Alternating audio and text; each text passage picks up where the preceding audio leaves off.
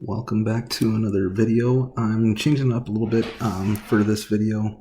I'm still currently working on some projects for my Warhammer 40k collection, but right now I'm just changing it up to some of my Gunpla stuff. Now everyone knows 2020 opened up a lot of time for everyone to either get back into a hobby or just try different things. For me, it was getting back into Gunpla. I went ahead and pulled down a lot of kits that I had in storage that I hadn't worked on, or just things I wanted to rework on. Some of the things were these Exceed heads. I actually found them at a local hobby store and decided to give it a try, just to basically work on a few kits without, breaking my bank as far as, using my supplies up.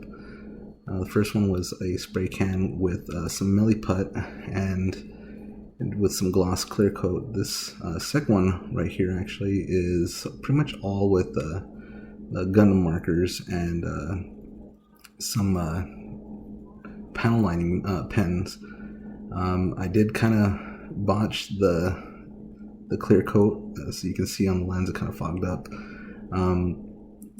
But I was happy with it. I did try and give it like a battle damage. I do notice it is a little glossy as for some people's taste, but I kind of liked it. It kind of has like not like a cell shaded style paint job, because there are way better works with that style of paint job, but it kind of has that feel to me, and I was happy with it.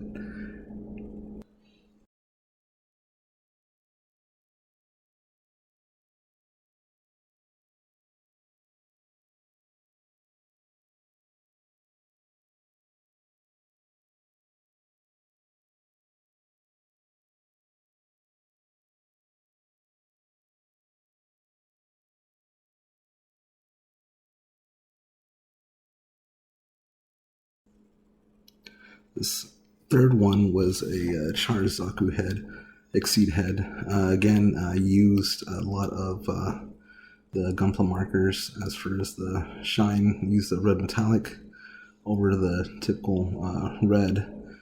And I decided to do the hoses with a chrome Gunpla marker.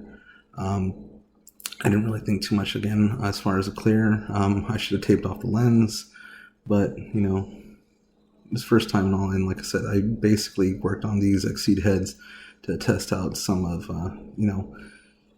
how I was going to work on future projects.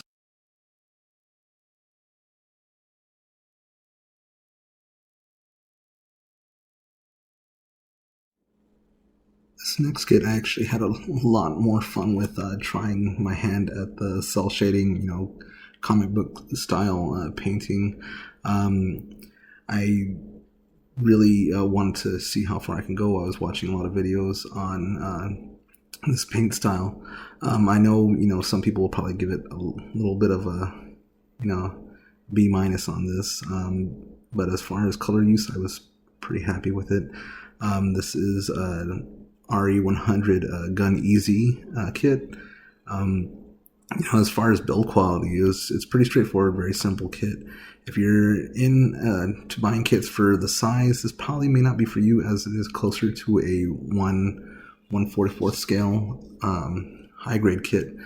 But as far as a kit, comparing it to a master grade kit, it is, it's not bad. It's very simple, straightforward build. A lot of the parts, go well together. I wouldn't complain as far as joints and everything. But again, back to the paint job, I actually used a spray can, some acrylic paints, and some Gunpla markers to get all the different shades. And cell shading, I did use, aside from the regular panel lining marker, I did use some of my artisan pens that I use for drawing and lining and cartooning and whatnot, to try and make those panel lines a little bolder.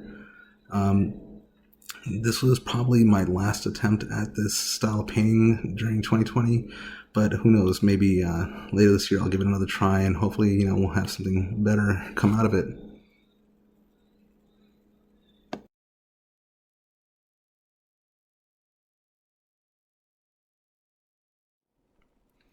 Okay, so we came to the final build of this video, and this was probably one of my favorite builds of 2020. It is an older master grade. It is the Chars MSM07 Zagok. I forgot the release year of this kit, but it's a very, not basic, but it's a very minimal kit as far as parts. Nothing too crazy, not a lot of crazy joints or under armor pieces. If you're just getting into Gunpla and you decide to start with a master grade, I'd probably recommend this kit. It's very fun, very basic, and also, side note, if you do have little ones in your household and they want to play with kit and you're okay with letting them play with kit, this would probably be the one to, have. I did take time and paint this one. The Chars colors I did vary a bit. I didn't do any of the pinks. I just went with a straightforward red.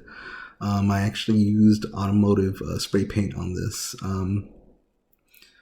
It was, really fun kit. I still haven't gotten into the airbrushing yet. I do have an airbrush. I just haven't taken the time to clean it up and get it going again. But as far as spray cans, I was very happy with this. Now, there are some wrinkles in the paint, and that was just due to humidity. The climate wasn't, acclimate for the drying space I was using. So there are some wrinkles in the paint. I'm not upset about that. This was, like I said, a learning kit, and I would just I've done probably 2 more since this. Fortunately, I did not record those builds. Those went to friends, or just some of the parts went to some later kit bashes that happened in 2020. But, this is a very fun kit. I did finally fix, my issue with remembering to tape off the clear lens piece when I added the clear coat. I didn't go for a flat clear. I wanted this thing to, be displayed very nice and glossy in the kit, kind of like right out of the factory floor type deal. I did use, aside from spray cans, the gold that you can see in the arms and legs. I did use Gunpla markers, again, for the silver and chrome on the claws, Gunpla markers. Since then, I, have bought better paints that can replace those. But again, this was a learning curve. And also, I did go a little heavy-handed, as some would think, for the panel lining. But, I wasn't disappointed with it. I was quite pleased. So that kind of is it for this video. There are plenty of other kits that I did get some shots of from 2020.